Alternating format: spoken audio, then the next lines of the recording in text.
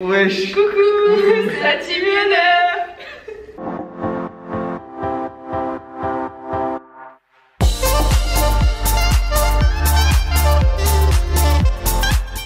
Salut, moi c'est Silma, je serai votre tutrice en UE9 au second semestre. Et donc je vais vous présenter vite fait ce que c'est l'UE9. Ça va être votre matière d'anglais au deuxième semestre.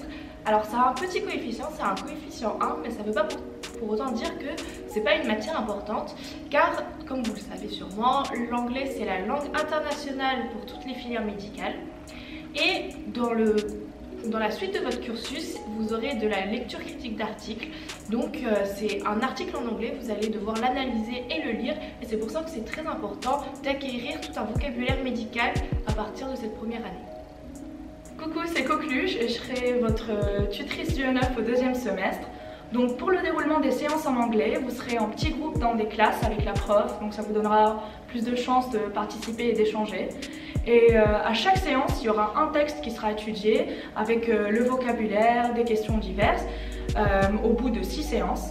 Et pour l'évaluation, ça sera sous forme de vidéo, donc ce qui est un avantage pour vous, ça vous donnera plus de temps de vous organiser comme vous voulez. Il y aura une vidéo à envoyer au bout de 2 séances et une autre à la fin. Et on vous expliquera dans une prochaine vidéo comment faire en détail avec plein de petits conseils.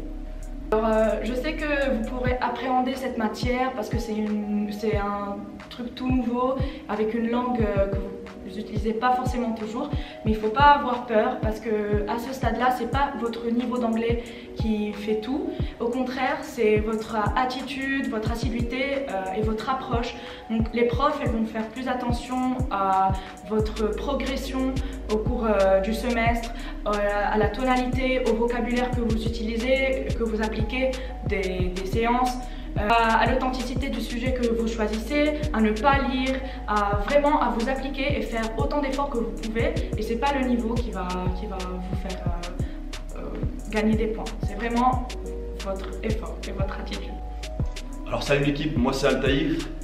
Donc nous le tuto, qu'est-ce qu'on va faire dans tout ça pour l'UE9? Donc au cours du deuxième semestre, on va faire 2 ED pour chaque deadline de rendu de la vidéo. Du coup, qu'est-ce qui va se passer dans ces séances?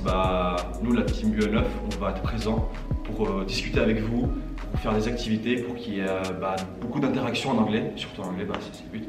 Et comme on a pratiquement votre âge, ça va être plus sympa de parler ensemble, de faire des activités, voilà.